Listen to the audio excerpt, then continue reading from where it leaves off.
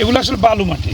এই বালু মাটিগুলো ইঁদুরের গর্ত বলেন আর বিভিন্ন ভারতের পানির প্রেসারে এগুলো আসলে এইসব মৌসুমে এটা টিকে না।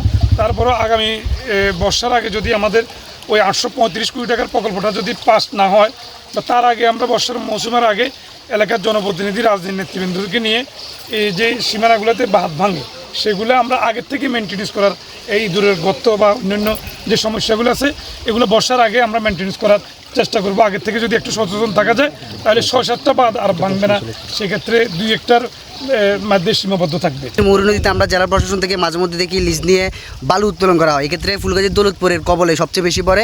সেখানে অবাধে আসলে বালুর উত্তোলনের একটি স্বর্গরাজ্য হয়ে গিয়েছে।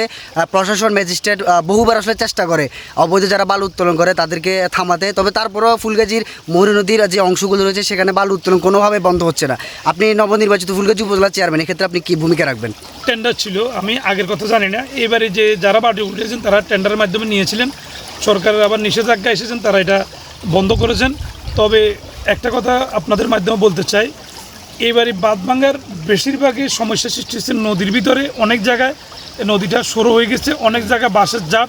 এই নদীটা যদি পরিষ্কার থাকতো তাহলে পানিগুলা চলে যেত, তাহলে পানিগুলো যখন যাইতে পারে নাই অনেক জায়গা দিয়ে নদীর সরু হওয়ার কারণে ওই পানির ব্যাগটা নদী সরুর কারণে পরে বাঁধ ভাঙাতে সৃষ্টি হয়েছে। তবে আমি মনে করি অবৈধভাবে বালু অতীতে কে উঠেছে, কারা উঠেছে জানি না, কিন্তু আমি থাকতে আল্লাহর রহমতে এই ফুলগাজীর সীমানায় কেউ অবৈধভাবে বালু উঠাতে পারবে না।